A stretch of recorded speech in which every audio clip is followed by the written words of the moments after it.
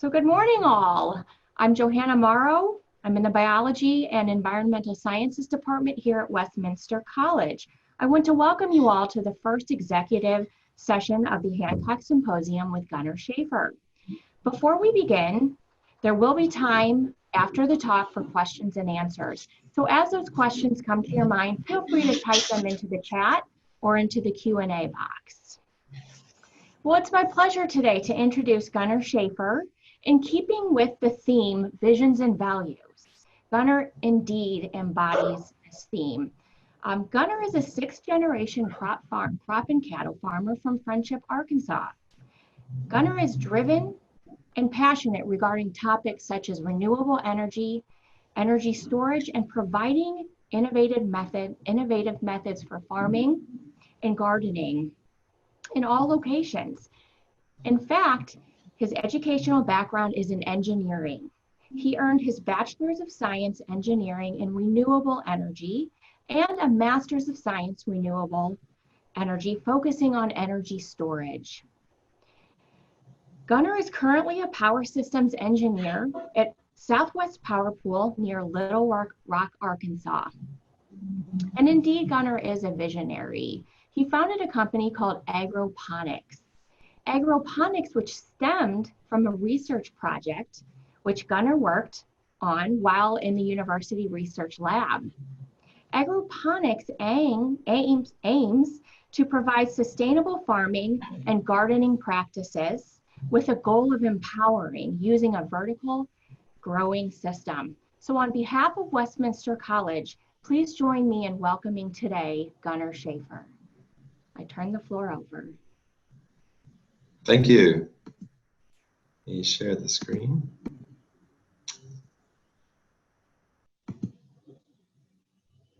Let me see. There we go.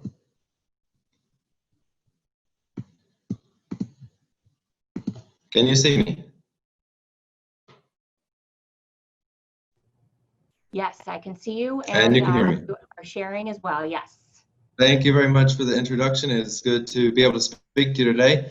Unfortunately, we're not in person, but it's good to still be able to come to you on Zoom. I hope that you have a lot of questions in store coming out of this presentation. Questions are always good. There's no dumb question. The only way that I got to where I am today is because I asked a lot of questions. And so from power grid and power systems, solar, wind, hydro, nuclear, coal, natural gas, I want you to, climate change, I want you to think of all the questions that you might have, and as a class or as a, or however you're viewing this today in your situation, to come together at the end and come up with some good questions that I can hopefully hit out of the park for you. So the title of my presentation is Grid of the Future, Finding a Way Forward, the Power and Purpose. I saw that the power and purpose was all over your website since the beginning on Wikipedia, from Google News. And that really has a big impact, or has had a big impact on my life also. If you don't have purpose and you don't have a mission and a vision, life can be very difficult, and it can, a lot of times it won't make sense. So you really need to have some kind of purpose. And when you find your purpose, and when you find what you were created to be born for, then you're going to have a lot of power in terms of the ability to study hard, the ability to have patience with different subjects, because engineering was never easy. It's not easy, and that kind of gives you an idea of where we're going today, though. But my name is Gunnar Shaffer, and it's good to be here. This picture is actually taken in Germany, where I lived and did my master's. This is a dike keeping the North Sea out. There's some beautiful sheep, and those are the largest wind turbines in the world. They're almost 8 megawatts apiece. They're double what you would see in the Midwest. But first, here's my background. So I have an engineering degree in renewable energy, and I did at John Brown, which is the far bottom right picture, and I did a Master's of Science in energy storage in Germany at University of Oldenburg, and that's in the center. That was our wonderful building, super modern. And it was in the Bundesministerium for Bildung und Forschung. And if you've never studied German, there's just some German words as to how long they can be. That's actually what I studied. And it was Postgraduate Program Erneuerbare Energie, Fakultät Physik der Wissenschaften und Ökonomie der Energiespeicherung. The Germans like long words. That unfortunately is split up a little bit, but you can learn another language. I didn't grow up speaking German. I grew up speaking English in the south of Arkansas. So I want to give you inspiration that it doesn't matter where you come from in Missouri or from another state, doesn't matter how big or small a town is, you can rise as high as you want to. You really set your own limits. And I want to make that very clear today. None of this I was born with. I wasn't born with these skills or this knowledge and or the ability to even speak. I hated getting in front of groups. And so now here we are today. So I thank you for your attention, and here we go. But also, I'm a follower of the University of Elon Musk, and I maybe am a little bit of a meme lord. So those are my sort of 3 educations. I get a lot of inspiration and knowledge from Elon for the past 10 years on many subjects. So we have to ask the question, why renewables? Why now? If we're going to have a modern grid, where do we even start? Where are we going towards? 1973, we have an OPEC oil embargo. And I'm going to go through these first few slides pretty quickly, but I want to give you some background as to where we even, how are we here today? So they were targeted at supporting the Israel in the Yom Kippur War, which was Europe, America, and pretty much any American ally at that time. Oil shot from $20 a barrel to $100 a barrel. And that was in 1973. If you look at the slides on the right, you'll see the gas prices. They're saying no gas, some were gas is too high. And the speed limit across the United States on the interstate was actually changed from 70 to 55.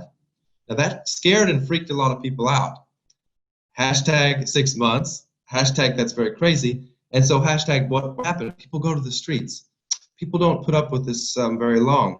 And it wasn't really an environmental attitude. It was that oil had shot from $20 to $100 a barrel. And it started affecting every single pocket in America. That's when you really had a wake up of, we can't keep going like this, for the next 100 years, 150 years. Then you had the Iranian Revolution. Well, that sparked Americans to protest war because also Vietnam. You have war, also oil protests. Germans are protesting the same thing at the same time. And also the Danish, which is a very small country, but they are really protesting war and oil. And maybe think of this, why would they be doing that? Because these are very landlocked, isolated countries, even in the North Sea. Denmark doesn't have any more oil. Hitler used all the German oil in World War II. So these countries really have to have another idea of where they're going to move towards in the future. And so then policies and politicians were brought about to bring about a new type of grid and focus on also self-sustainability of energy. So this is the first time Germany actually created a green party. Like we have Republican and Democrat parties, the Germans actually created a green party. And oil prices collapsed in the 1990s. That kind of leveled off after 20 years because of technology and drilling methods. So the first commercial wind farm was then brought about in Denmark, Germany, and the United States. And a lot of these were heavily subsidized. They were never profitable, but you got to start somewhere. And here's the interesting thing. These are pictures of people protesting at that time in the 70s. Here's the Grünen Party, Partei of Germany. So they actually have an entire party that is a green party. And this is the logo for that green party. Basically, they want to make sure that environmentalism is in the idea, the head of everyone. And they were like a single issue party, which is very rare for what you would think of. Here's pictures of pollution. That's Los Angeles. Here's New York. Here's Paris. Here's Beijing. So a lot of people, they have, let's say, problems with climate change. Well, a lot of it starts at a local level. Pollution concerns at the local level. Los Angeles, New York, Paris, Beijing. Those people get tired of living in these types of conditions. I've been to Paris. I've been to Beijing. I've been to New York. I've been to Los Angeles. I've been to them all. In Beijing, I was there for a month. I had sinus problems after that month. That lasted another month.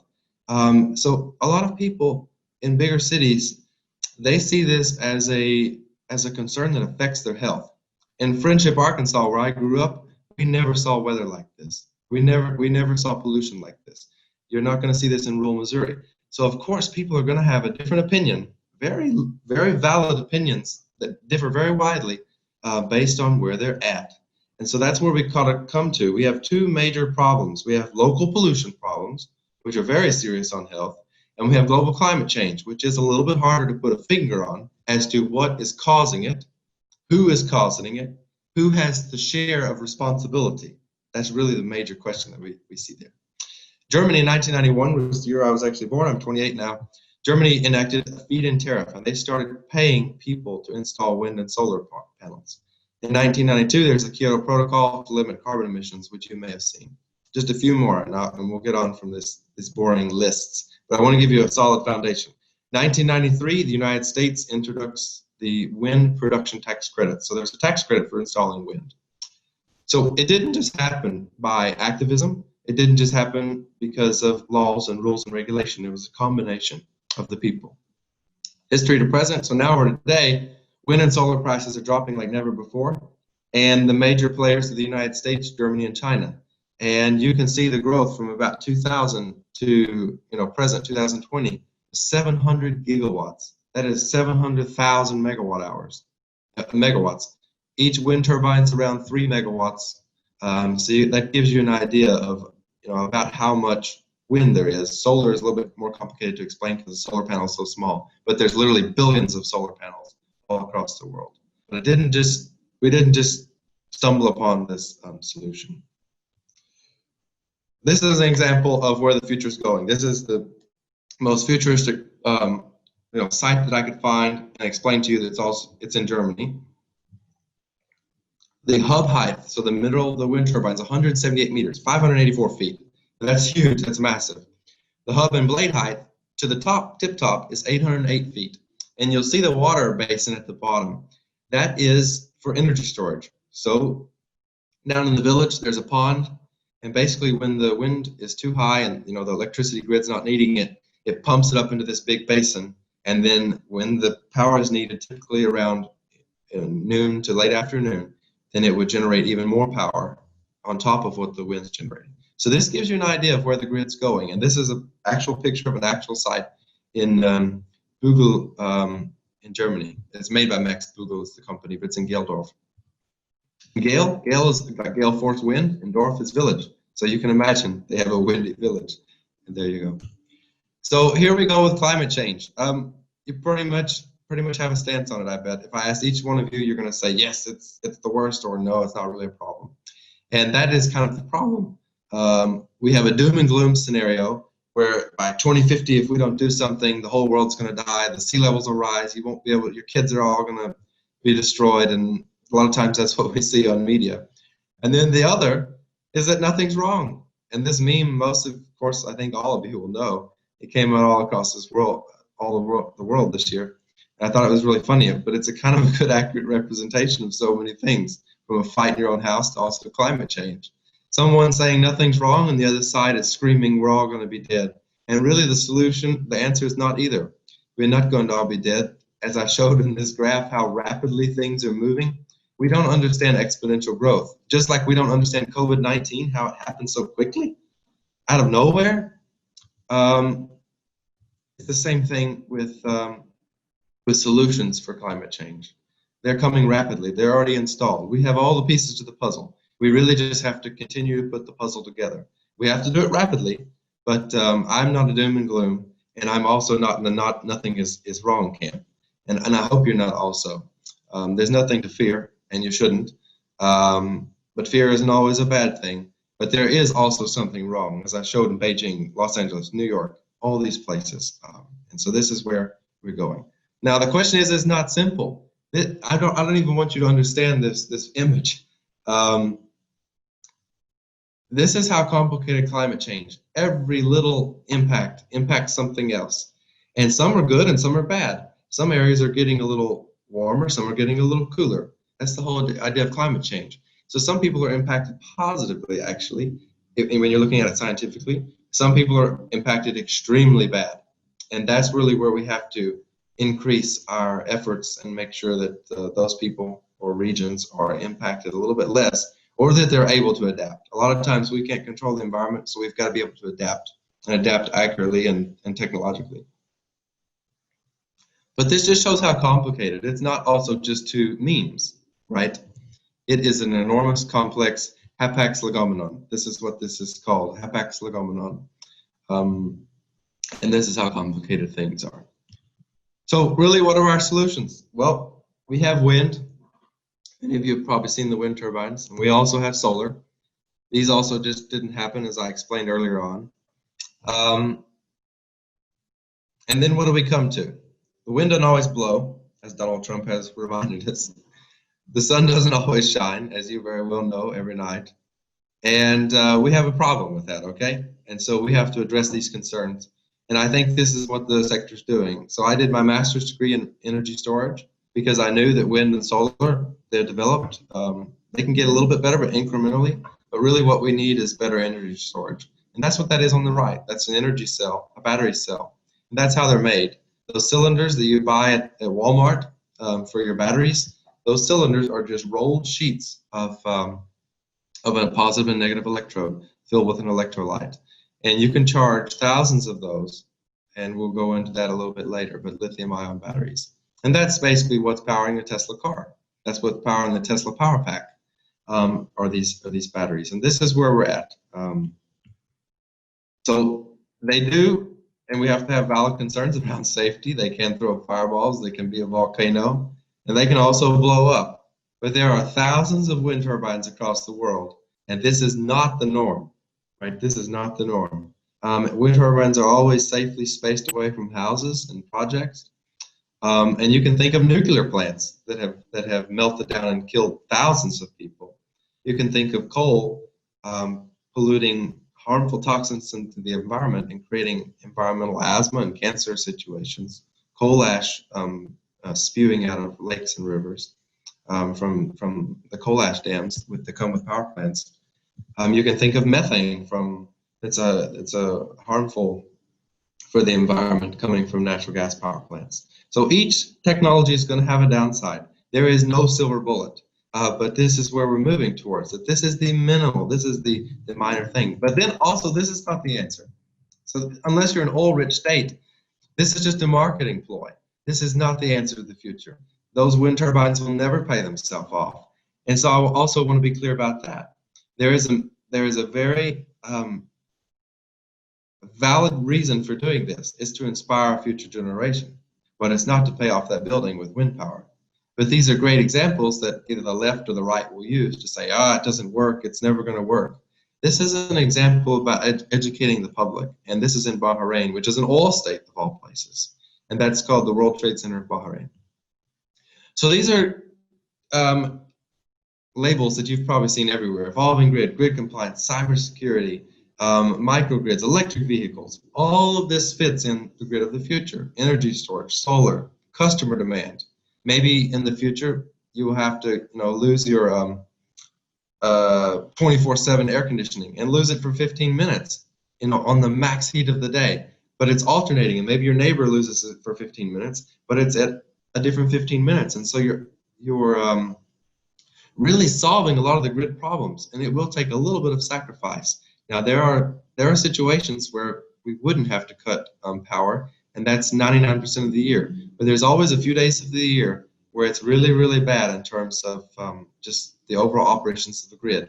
And I work at Southwest Power Pool. That's what I do every single day. I'm a grid operator there, and I do all kinds of studies on taking out wind farms, adding coal plants, making sure the system is running as efficiently as possible, but also economically efficient and and as environmentally as well as we can at this time.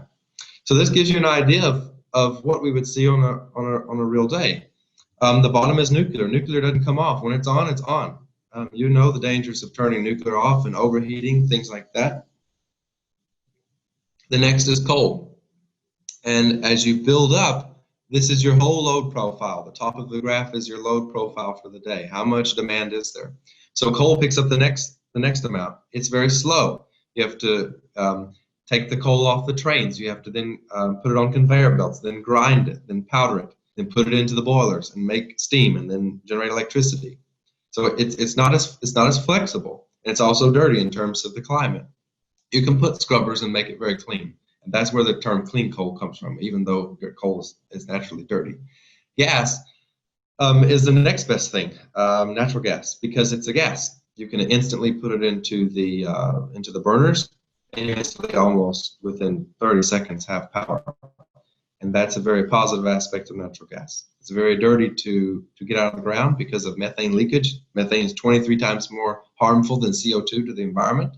And that's that's not up for debate. Those are scientific known problems. Then the next is hydro. So who else wants a dam built in their valley? If you're living in a valley, you're not going to want a hydro dam coming through anymore. So hydro has really stopped growing all across the world because of that, because of population expansion. There's just not many more places to do it. The next is wind. So wind has taken up a large portion of the U.S. power grid now, 20, 30% in some areas, even 50%. We have areas within SPP where I work where it's almost up to 100% at some times of the year. It's powered by wind. And the solar at the very top is very small, but it's going to grow very quickly in the next 5 to 10 years. That gives you an idea. The wind doesn't always blow, sun doesn't always shine. Those are problems. And those other 4 resources are really where we make up the slack, besides energy storage. Now, how much energy storage would you need to take up all those other 4 resources? That's the major problem. A lot of energy storage. But energy storage prices are decreasing rapidly. There's SPP in the red. This is the environment that we're working in. In the southern portion is all the solar, and the northern and the center portion is the wind. And SPP, where I work, happens to be right in the middle of the best climates. And it doesn't mean that Missouri, where you're at in Fulton, is worse, because you can import it through electricity. Electron travels at the speed of light. It can be there in Fulton before you blink your eye.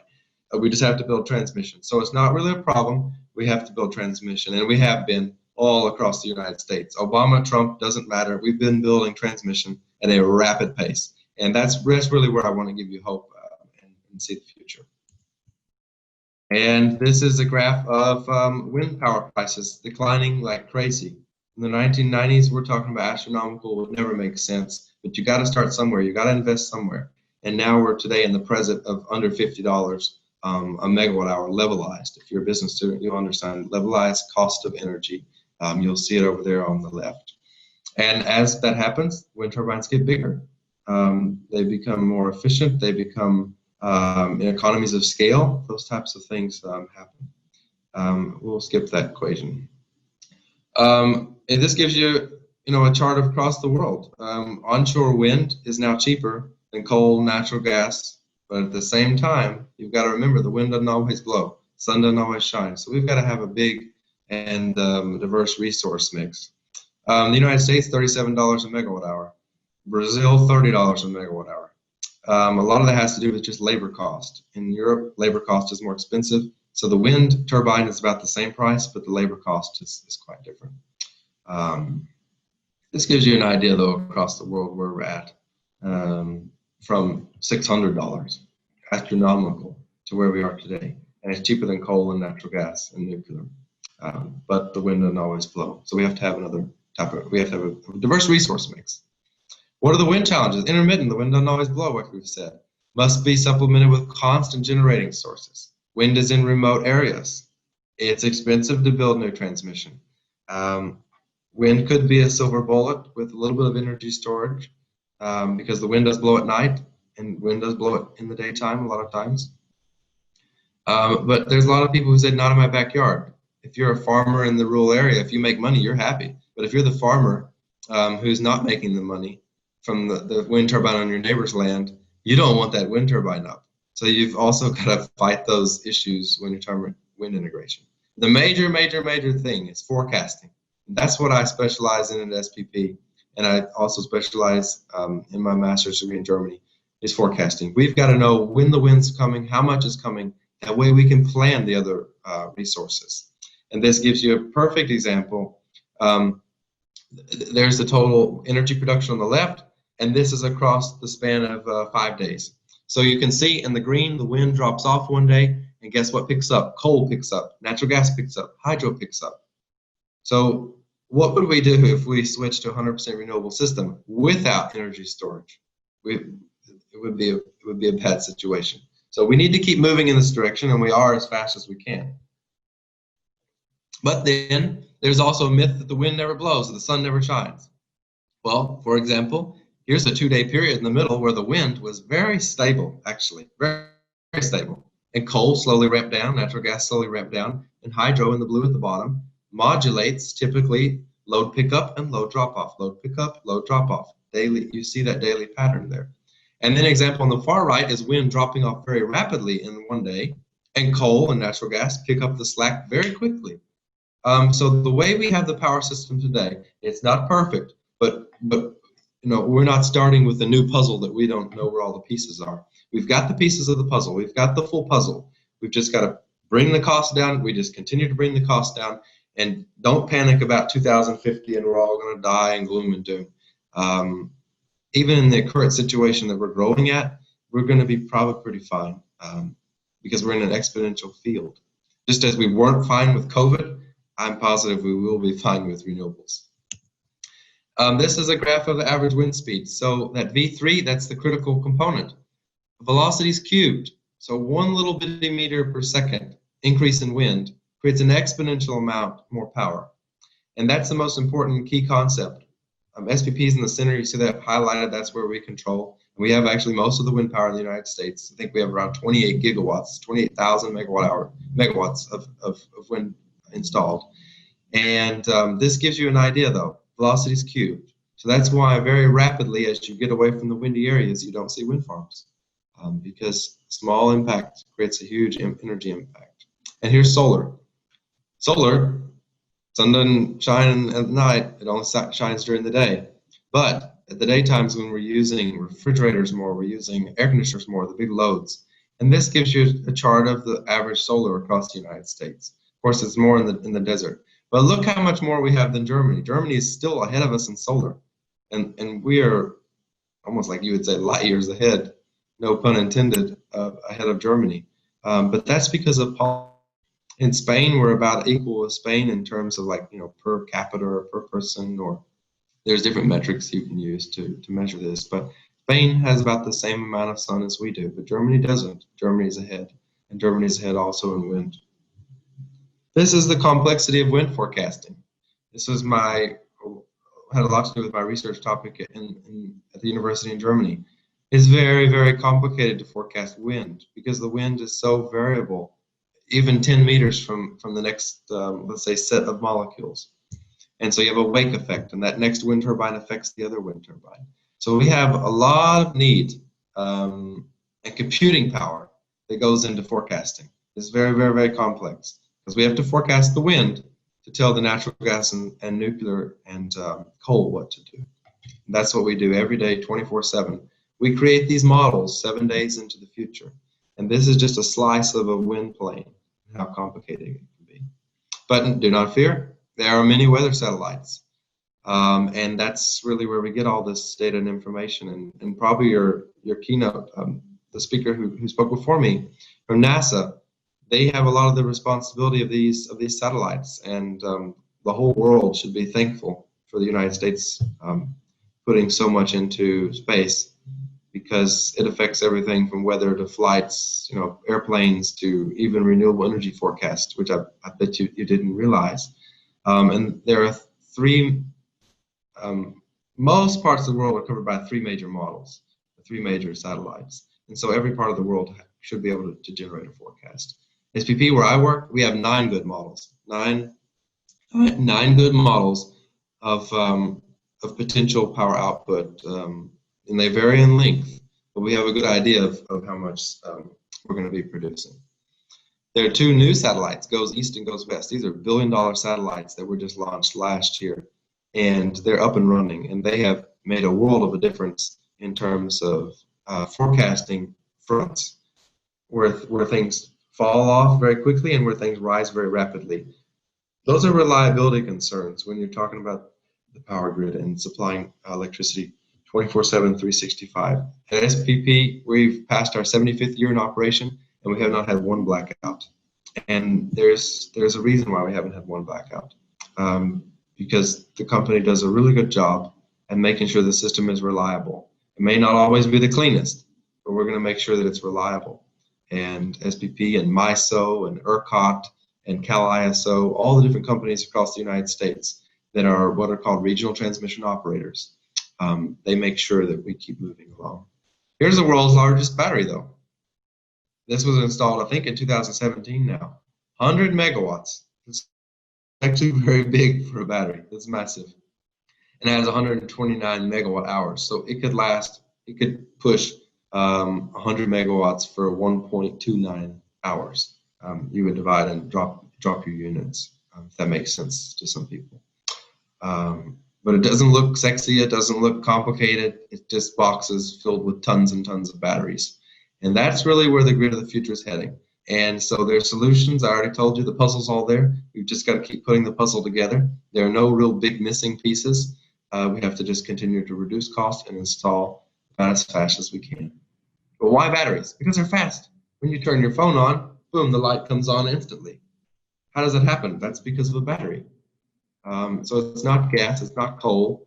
It doesn't take time to produce electricity.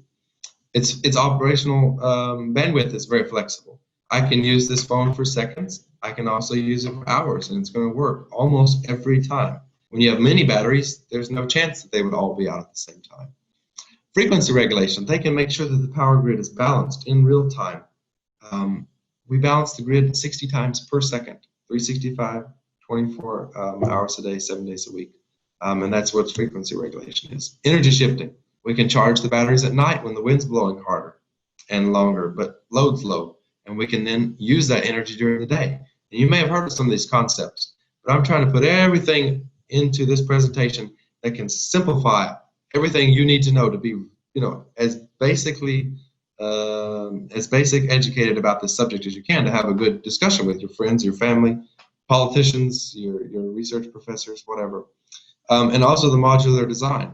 So if you saw back here, you can make this battery about any size you want to. When you buy a generator for a coal plant, it's the same size in each one. You just add 2 or 3. But this is very modular. You can make this almost to the decimal, the size you need it, which is very, very unique in terms of power systems. But are they cost effective? Well, the price has been declining very rapidly, but it's still not there. It is there for cars. It's there for your electric weed eater, your electric blower, your electric mower now. And slowly but surely, those batteries will become all over the grid. Here's an example of energy storage opportunities. This is a price map, real-time prices and next-day prices in the power market. This is how it's actually calculated all across the United States. This is an example from SPP. Power prices vary widely throughout the day and also into next day, the tomorrow. It's called the day-ahead market. And batteries can play a key role in this. They can charge when the price is very cheap. And at the same time, when there's congestion on the grid or the power is going to be in high demand tomorrow because we've forecasted the temperatures, then there we go. The batteries can unload their energy and actually reduce the price some. The consumer, you and me and my mother and my parents, they don't pay this price. We're not paying this price. We're paying the averaged price. And that's really why the consumer is not too price sensitive, if you've heard of that term. Because I don't see $600 a megawatt hour, which is this term up here in the top left, the deep red. Very, very, very, very expensive at some times of the day. But we don't see that. We just see the levelized cost. But prices are changing every 5 minutes throughout the entire footprint. Why lithium-ion batteries, though? We talked about energy storage, but why lithium-ion batteries in particular? Well, it's not a new technology. It's new by some standards. It's over 28 years old now, and it was developed by Sony. But Tesla, Panasonic, LG, those are the main drivers of this. It's also rechargeable, most cost competitive for life cycle and energy density. Foreseeable future is lithium-ion. Here's some examples of images of cells put into packs, put into an electric car, put into a power wall, and here's the massive factory that runs it all. We'll go ahead and skip that. I think we beat that horse. So here's the traditional power grid. You have your homes, you have your power plants, and you have a power system that gets you, it's the power transmission system that's in between you. But here's the grid of the future. Your electric vehicles, wind, solar, power plants, and all this is possible because of grid monitoring. You have microsensors everywhere that's telling everything else what each thing is doing. And that's how we balance the system in the future. So that's the most key and important thing. As we move into the future, things are going to be more interconnected. Like today on Facebook, Instagram, YouTube, Snapchat, everyone is more interconnected than you've ever been before. And you may not realize it, but your grandparents didn't have all those opportunities. They may not even have power. And so we have a lot to be thankful for. And everything is not doom and gloom, but there also are a lot of major challenges that we need to focus on and hit. I'll give you this very quickly, and then I'll tell you a little bit more about me, and then we'll be done. Then it's time for questions. So this is a virtual power plant. People had electric cars. They leave to go to work. The sun's coming up. The solar panels start to produce power. Okay, you see all those little Wi-Fi signals. That's the whole system communicating to each other. We're committing to the coal plant, the natural gas plant. The solar is telling it, hey, the sun is coming up. It's full power, but the batteries are low, so we need to now charge the batteries up. Okay, now we have clouds. We have to realize the solar doesn't produce as much during clouds, so we need to turn the fossil fuel plants back on, or the battery packs back on. But this all relies on communication. The whole system has to be communicating. And we keep going. Back. You see on the right, there's actually pool. There's thermal storage and pools. You could actually heat your pool up with excess solar power. People come home from work with their electric vehicles. They charge on the grid. They also charge with their batteries, and then the day's over. So that gives you an idea about where the grid is going in the future. This is not just the future. This is also now. And that's called a virtual power plant. There's a lot of different consumers and energy users and electric vehicles and solar and batteries and power plants. And it's not just one power plant that used to be like this in the past. You had one power plant, you had consumers, and you had a transmission system. It is very, very complex today. So now, to sort of give you a little bit about me, I had to say, well, what is my purpose and what is my plan besides just working at a power company and continuing my engineering background? Well, I saw a need for urban farming and also for sustainability with food programs, and so I had developed in my bachelor's degree sort of an innovative way to grow hydroponically or aquaponically. Aquaponics with fish, hydroponics is with just fertilizer. So I had a little wordplay and I called it Agrowponics. This gives you a little image of what we're doing, and our motto is the future of vertical farming. How did it start though? It started at John Brown University. It didn't just fall out of the sky. It took a lot of hard work. It was research. How can we grow more efficiently? And the main thing that I invented was the actual vertical towers to do the vertical farming for high density agriculture. So I uploaded it to YouTube. That was one of my inspirations from Elon Musk. He made his patents available to all companies for his electric vehicles. And I thought, wow, why would he do that? He would do that to create a whole sector. That's why he would do that. He's not worried about competition. Because if I produce the best product, I'm not worried about the competition. I'll grow as quickly as I can. If someone comes out with something better, so be it. Then I need to improve my product and learn from it. But I'm not going to sit idly by and just let things pass. So I built a website, and now I'm up to about 17,000 subscribers on, I have a couple YouTube channels, but combined, 17,000 subscribers. And that's where a lot of my sales come from. A couple videos have a million or two views, and that drives a lot of the sales.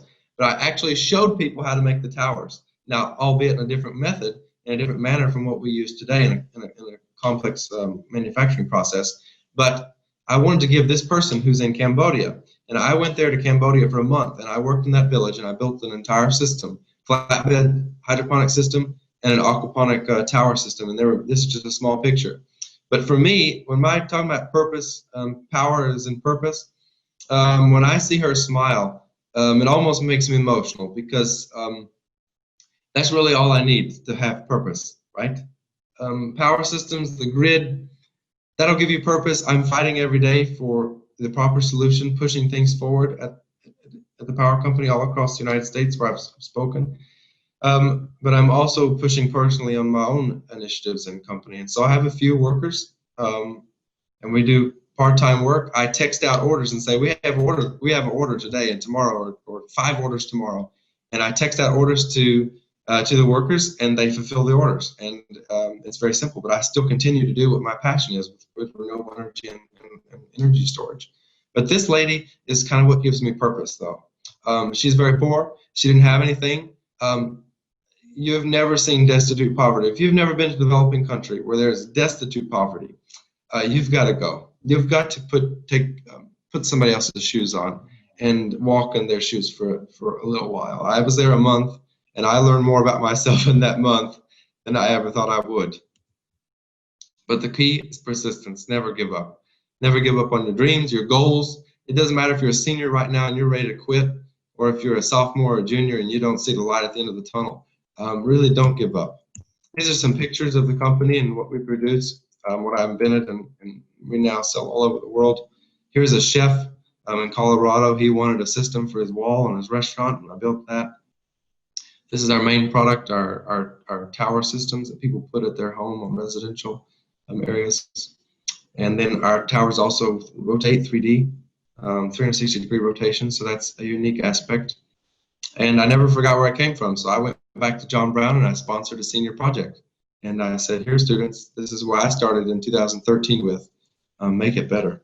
And so I also believe in empowering students. And this is where we have sales all across the world today. A lot of them in the US and Europe, but also Australia. And it's a little bit old now, a couple of months, but we're still growing very rapidly. In COVID, actually, people have more time on their hands. They're looking to be outdoors and grow things. But I'll tell you what, it didn't start just in the university. It started with hard work. It started with devotion. It started in this garage, actually, as most things start in garages, it seems like. So there's a lot of hours that went into where I am today. What can you do as a student? Winston Churchill is a key leader, I think, on your campus in terms of history. So out of intense complexities, intense simplicities emerge. And so as a student, that's really your goal. Is you're seeing things that are very complex, but you got to realize that things are actually not as complicated as they seem. And so if you're even confused about any topics I talked today, you can simplify them down.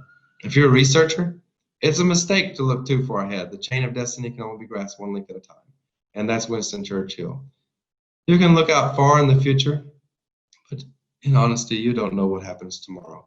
And you need to also keep that reality in your mindset in terms of research and where you're going. You need to have good outputs from your inputs in terms of your models that you're running, but you need to make sure that you're also grasping it one thing at a time. If you're a professor, I got a couple quotes. If we open a quarrel between the past and the present, we shall find that we've lost the future. So I would like to see professors play more of an active role in letting the students decide things, and less opinions, and less this is the way things are, and more of let's investigate. Because when we quarrel about the past and the present, the past is gone, the present's here, but we can lose the future by there's many ways. Abraham Lincoln, the best way to predict the future is to create it. So I hope that's an inspiration. And one last one is wonderful. What a great strides that can be made. There is a resolute purpose behind them. That's also from Winston Churchill. That's the last image I'll show, or one more, and that's where we are today. This didn't happen by chance. There's now wind turbines offshore. This is in the Netherlands. But guess what? It started here. It started onshore. Those bottom turbines are 1991, how small they are. But you had to start somewhere. And here's how big the turbines are today. 7.5 megawatts is really one of the largest onshore. These offshore ones are 10 megawatts. That gives you an idea of how things have grown and go. And so I wanted to be an inspiration to all of you, and hopefully to inspire you to not just think about the bad, but also the good and where things are today. And that's it.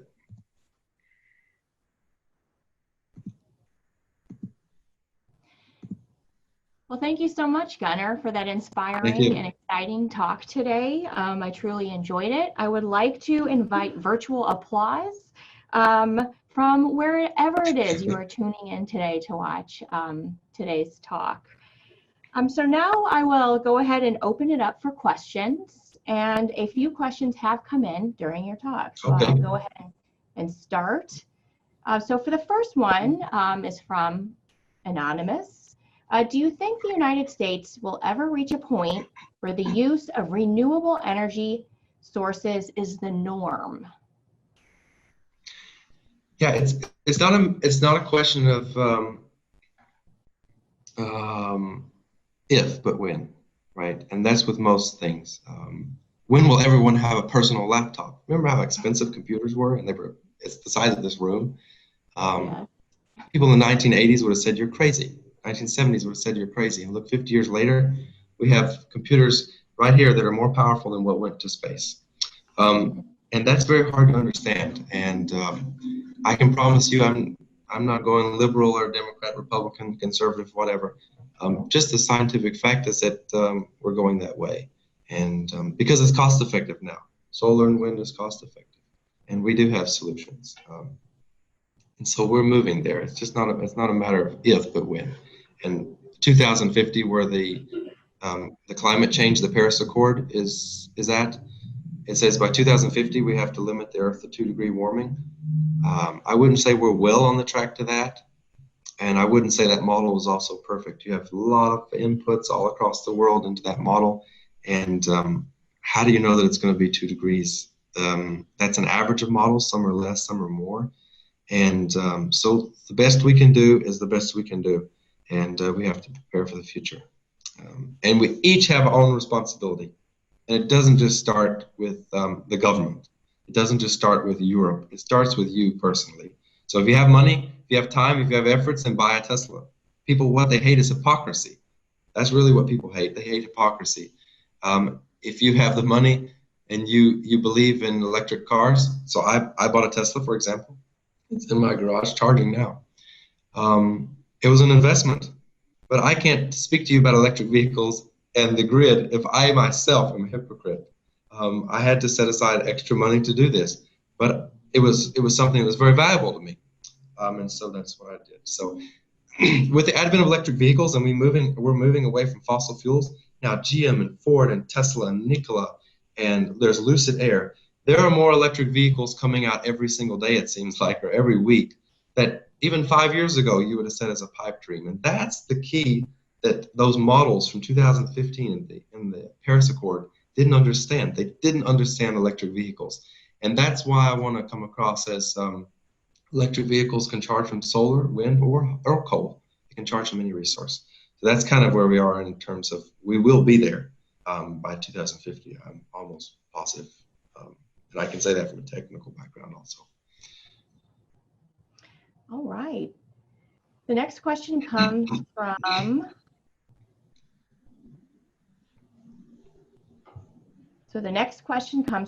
Nikki.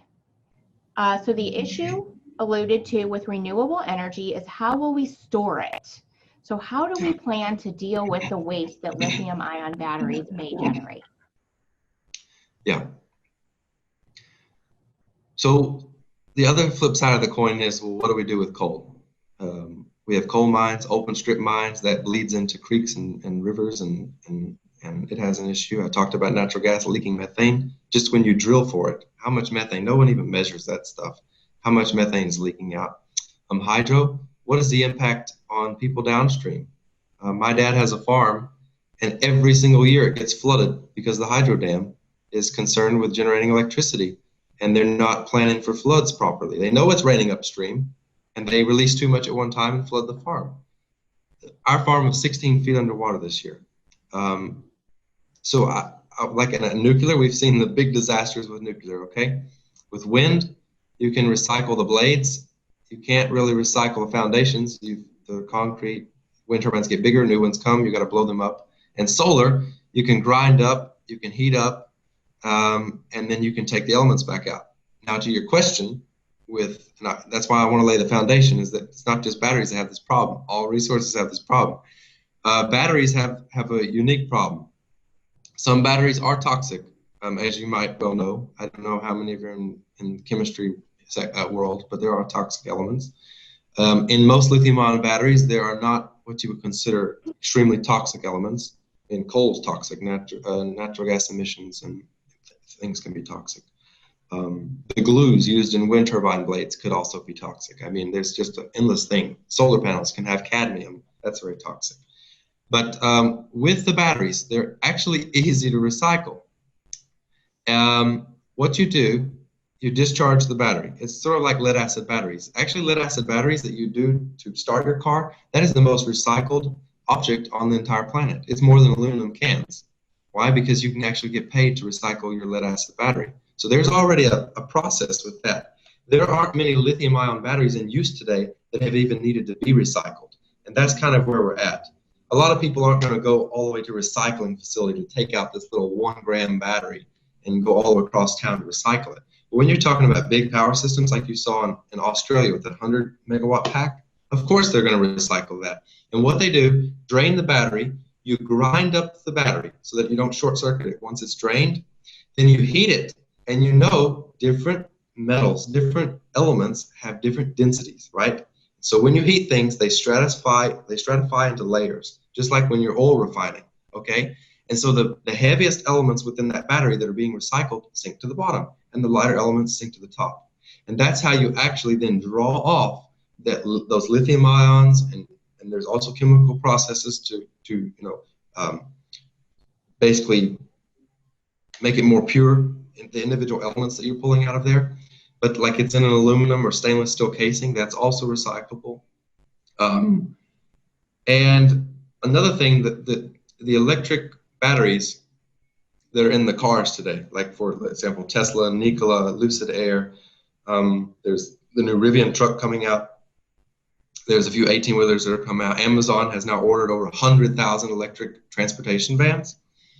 Those batteries, when they're at the end of their useful life, they're going to be put on the grid and stacked up. So my Tesla car battery is not just going to be thrown away in the trash, not going to be dumped in a landfill. That thing's the most valuable thing in the car. You think someone's just going to throw that thing away? Of course not. They're going to use it, and they're going to stack them up on the grid and use used car batteries for the grid because they still have a usable life. It may not get me all the way to Memphis in my car, but when you stack up a bunch of batteries, it'll power as much energy is in the battery. It'll power for the foreseeable future, and then at the end of that life, they'll be recycled.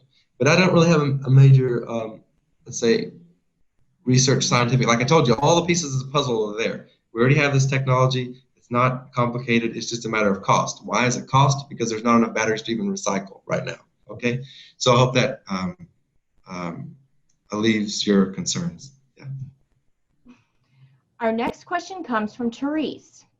So as we create a vision for the future, do you have any concerns or solutions for the huge increase in space satellites that are creating a satellite congestion in space?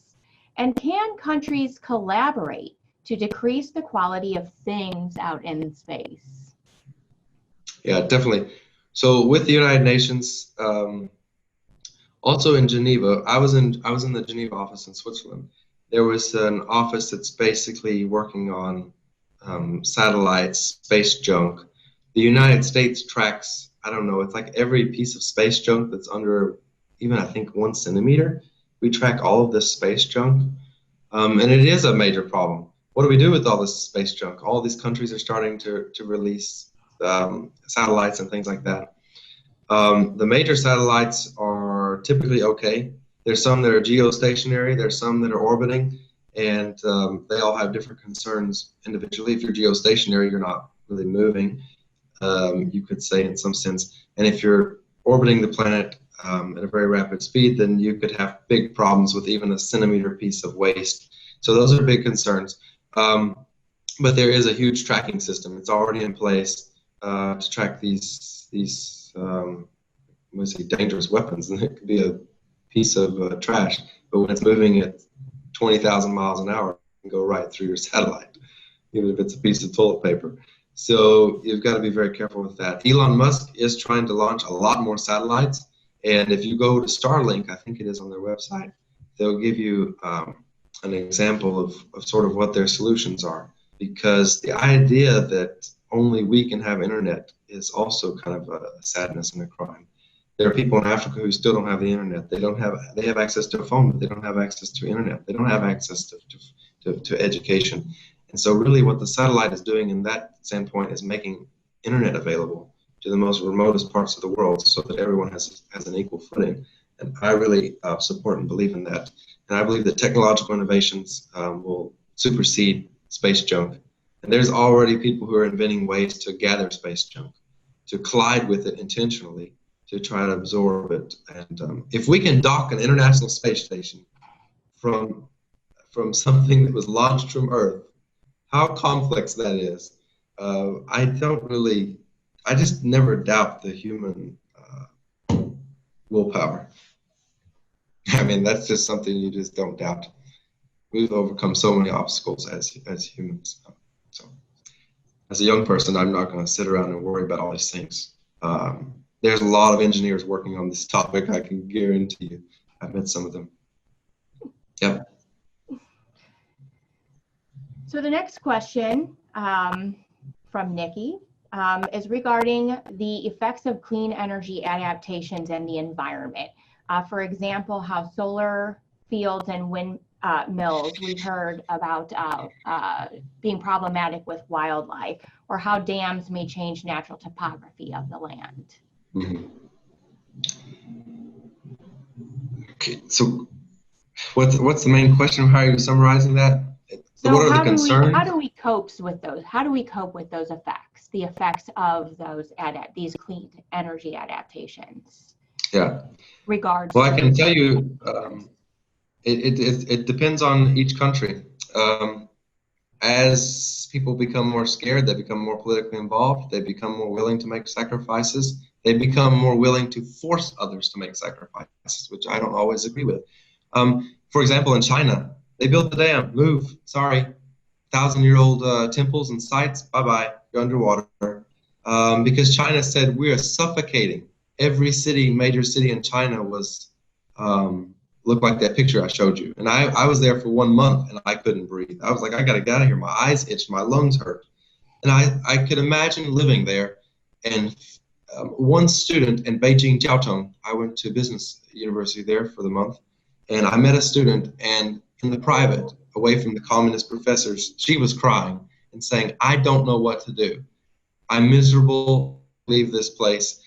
And that kind of gave me a different viewpoint on some terms of renewable energy, in terms of kind of maybe being more forceful in some situations, in some scenarios. There are always costs to anything. For example, wind turbines with birds, that was a problem, and it still continues to be a problem in some areas. And I'll give you a couple of examples. Where I lived in northern Germany, in Niedersachsen, there are migratory birds that go from Spain and Morocco to Norway and Sweden, right through some of the largest wind farms in Europe. So what does Germany do? Germany has detectors for when these birds migrate. It's not little sparrows and little pigeons and things like that. We're talking about migratory birds that you could devastate entire populations, just whack, whack, whack, whack. And you might have heard some of this in political discussions in the past year or so, but there are not piles of dead birds underneath wind turbines, because I've been to many wind turbines. I've been to wind turbines in Germany and Netherlands, all over the US. I've been to 30 plus countries. I've seen wind turbines everywhere, and I've never seen piles of birds anywhere, I can tell you that. But at the same time, Germany is using sensors, and they turn off the wind turbines. When they know the birds are migrating through that area, they actually turn off the wind turbines, which I think is very interesting. The local producers and power companies get mad, but that's a sacrifice. Not everyone's going to win. You're going to have some downsides to things like that. And then in the United States, there are sensors that a lot of turbines use, and they put out a sound that you and I can't hear, but bats and birds can hear, and it tells them, get away from the wind turbines. But at the beginning, if you remember wind turbines, and if you've seen California wind turbines in the 1980s and 90s, they were made of lattice structure, sort of like a cell phone tower. And imagine, that's just a natural bird roost, right? Like, it's a lattice structure, birds are wanting to roost there, and you have a blade spinning at the tip is 120 miles an hour on a lot of wind turbines. Of course, you're going to kill anything that lands on that tower and tries to fly off. The wake, the turbulence, they'll suck them right in. But no wind turbines are made with lattice structure anymore. Every single turbine is a tubular design, the tubes that we've seen. There's no birds landing on that. So the only way that is drastically, but unfortunately a lot of the political opinions and a lot of even maybe some images, they come from a time when it was all lattice structures, and that was an issue. But I think I hit hydropower and I hit wind power with that answer. But that's a good question. A really good question.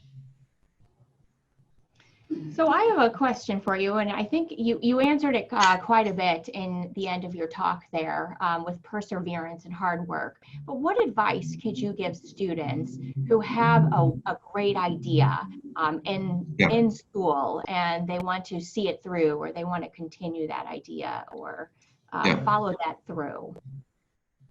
Okay. I think one of the biggest mistakes that people make, especially students, and I also kind of made it, is reliance on others. You need to rely on others. None of us got to where we are today by alone or by ourselves. But at the same time, you also have to buckle down, spend late nights, and work hard.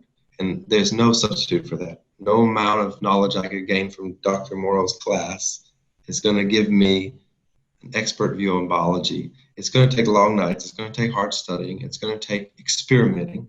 You know how many times I've failed? Like I showed you that image of in the garage. I had a tower museum of all the fails, and there were 67 towers in that failure pile. 67 towers that I've wasted, threw away, recycled. So if I had quit on the 65th tower, that would be a sadness. Now, you have to know that sometimes things just don't work out, and that's okay. But at the same time, I didn't just create a tower and say, okay, here we go, let's just sell it across the world. Nothing happens like that. Fortunately, it takes a lot of hours, and it takes a lot of hours with no revenue. You know how many hours I worked for free? It didn't make a dollar. And many of you as students, that's what it's going to take. If you follow Elon Musk like I do, he created, you know, how he became a billionaire and how we got to where today. He actually digitalized the phone book. That's okay, that's hard to do actually at that time with the computer capacity, but he digitalized a phone book. He didn't send satellites into space. He didn't build a Tesla car at that time. He digitalized phone books. Okay, how simple is that in terms of the idea? Now it's complicated in programming it when the computer processing power is low. Then he made PayPal. What did he do? He sold PayPal to eBay. He did that all in his room and garage. He didn't have help from someone else. He studied hard. In a lot of cases, inventors are typically engineers because you have to study thermal sciences and chemical properties. And I took a lot of classes in biology and for biofuels and things in renewable energy. And so sometimes it can be hard for, let's say, just a business pure student, because a lot of times you're trying to sell someone else's idea. So it is a little bit different. But with YouTube and Coursera and master classes and everything else, there's no way you can't learn to program. There's no way you can't learn to learn any number of subjects on YouTube. I mean, but what you don't do is go watch a few videos and then get stuck off on some cat meme and spend time in a YouTube loop that's not doing any good. You've got to sit down and focus, and you've got to focus on what your goal is. And that's really the advice I give. Well, thank you so much. And I think we should leave it on a nice and inspirational ending there. Thank you for that advice. I think our students can really use that in their future endeavors. So I would like to thank you, Gunnar, for the exciting and inspirational talk today. And thank you for the audience for tuning in today. And again, thank you so much and have a great day. Thank you. Thanks everyone for paying attention. We have a lunch session, so I'll see some of you there. Bye-bye. Bye. Thanks again. Thanks.